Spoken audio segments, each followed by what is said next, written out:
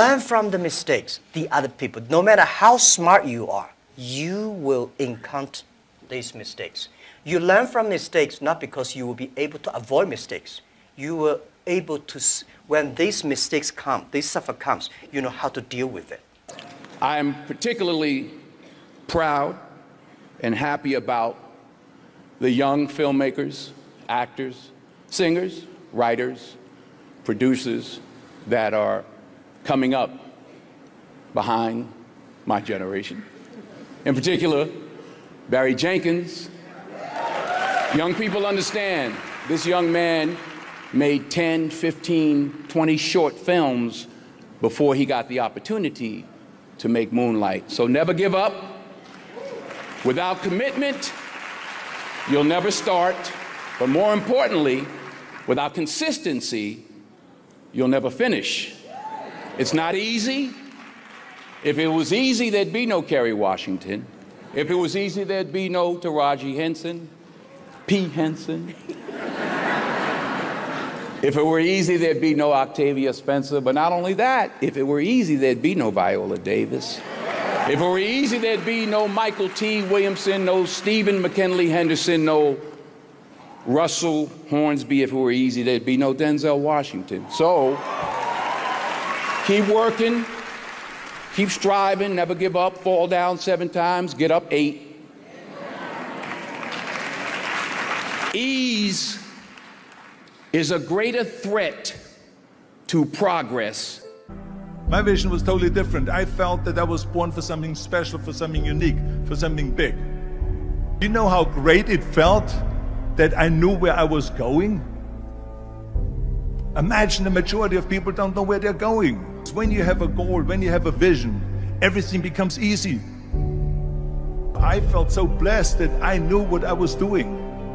It's like a medical student that studies and knows he wants to become a doctor. You know where to go. So I knew where to go.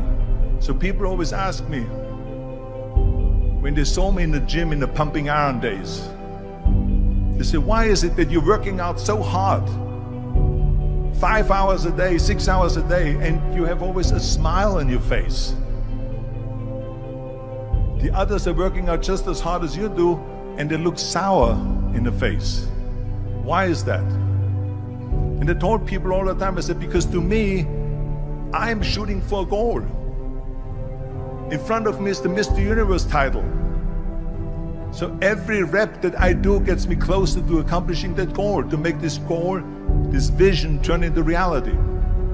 Every single set that I do, every repetition, every weight that I lift will get me a step closer to turn this goal into reality.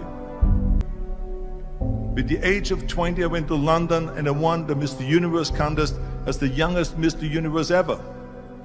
And it was because I had a goal. Don't listen to the naysayers.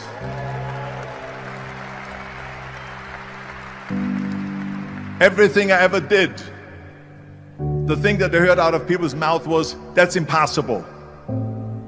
That can't be done. Or no. So whenever someone said to me, it can't be done, I heard, it can be done. When they said no, I heard yes. And when they said it's impossible, I heard it is possible. I'm a strong believer of what Nelson Mandela said, that everything is always impossible until someone does it. Well, I'm gonna be the one, I said to myself, I'm gonna do it and I'm gonna show it to them. Maybe it has never been done before. That's perfectly fine with me. But I'm gonna do it. And I did not listen to the naysayers. There is no magic pill. There is no magic out there.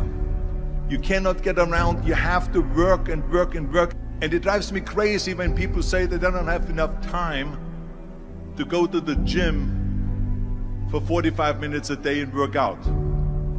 Or to do something for 45 minutes to an hour a day to improve.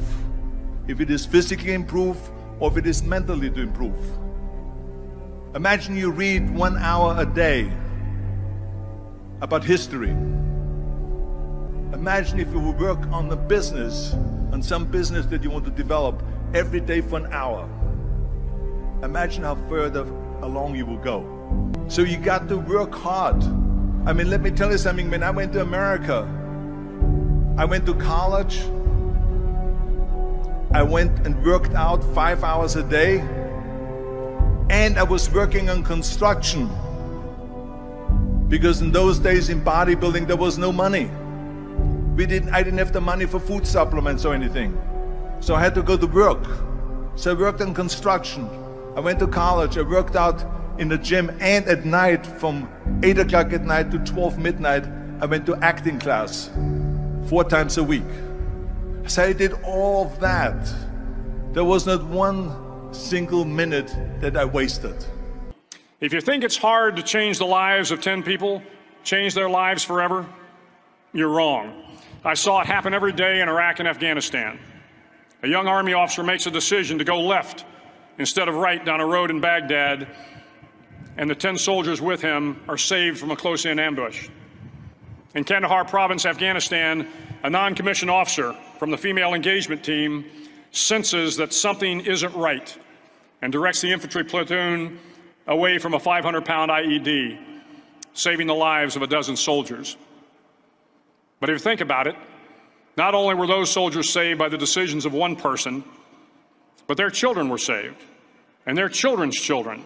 Generations were saved by one decision, one person. But changing the world can happen anywhere, and anyone can do it. And while these lessons were learned during my time in the military, I can assure you that it matters not whether you ever served a day in uniform. It matters not your gender, your ethnic or religious background, your orientation, or your social status. Our struggles in this world are similar, and the lessons to overcome those struggles and to move forward, changing ourselves and changing the world around us, will apply equally to all. Life is filled with circuses. You will fail. You will likely fail often. It will be painful. It will be discouraging. At times, it will test you to your very core. But if you want to change the world, don't be afraid of the circuses.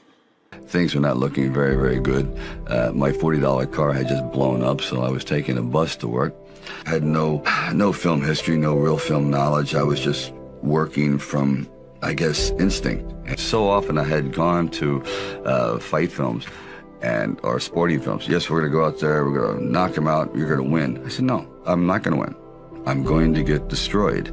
But if I can be lucid, if I can still be standing on my feet, you know what? Then life isn't so bad. At the very end of our lives, if we can still say, you know, we were never humbled, we were knocked down, but we got up, and I can say, I lived life with integrity, and I took all the blows as I still prevailed. To really succeed, no man really is an island. Now, if you know what you're worth, now go out and get what you're worth. But you gotta be willing to take the hits and not pointing fingers saying you ain't where you want to be because of him or her or anybody.